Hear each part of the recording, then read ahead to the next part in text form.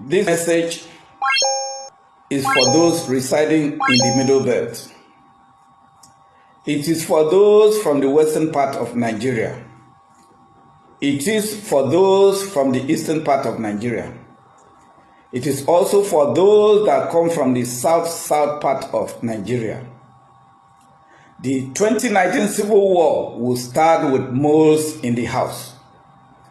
The time has come for a man to take that decision he never wanted.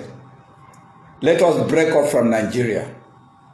Recent events in the country has forced me to go back to history to confirm strategies used by Fulani in their successful conquest of the people. What I discovered is that the Fulani never conquered a town, community, or a city without the indigenous collaborators from that city, town, or community. This is a historical fact. In this crucial broadcast, we will mention names to put them on notice that we know them. In 1808, a Fulani by name Usman Danfolio captured Sokoto, killed its king, and took over Sokoto under flimsy excuses of corruption and religion. They call it jihad, and it took place between 1804 and 1808. It was successful because there were indigenous moles from Sokoto that worked with Usman Danfolio to capture Sokoto. After Sokoto was captured, many other Nigerian empires in the north and kingdoms were defeated and their leaders dethroned with the help of in-house moles. Their kingdom were taken over by Fulanis. After a takeover, the peaceful north never knew peace anymore. It has been suffering from one religious riot and killings to another till today.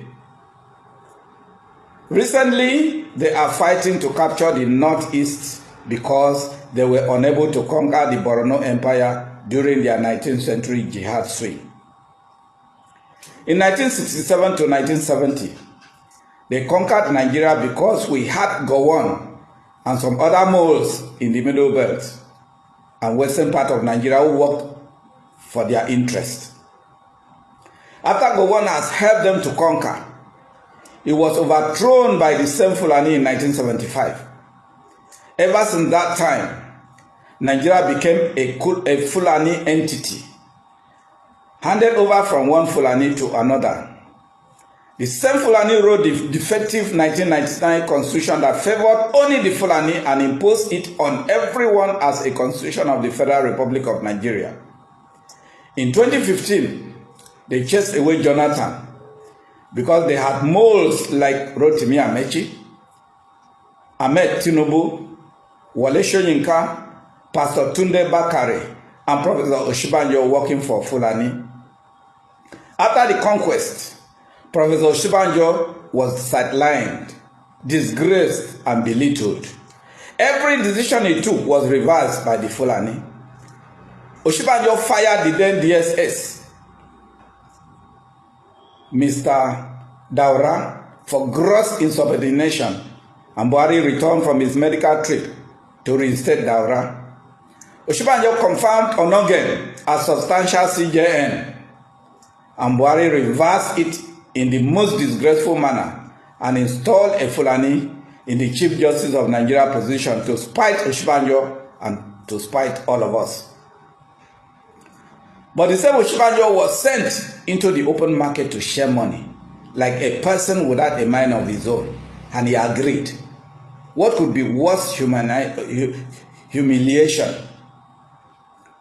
The Fulani has perfected the art of consistently exploiting the greed of few moles in order to commandeer the interests of the majority. These Fulani people who came into our soil as visitors in 1800, having a current population of less than 5 million in Nigeria, has given an entire country of 195 million a 30-day ultimatum to give them our land or they will kill our brothers residing in the north. Yes, we've had them, but let me put moles like General Gowon, Amechi, Tinubu, Osinbajo, Wole Soyinka, Godswill Akpabio, Ngige, Obasokie, Ogoroacha, Oyiso Kalu, Oshomole, and their other Southern and Middle Belt collaborators on notice that should the Fulani make good their threats, we will start from our in-house before challenging the external aggressors. You have this saving grace.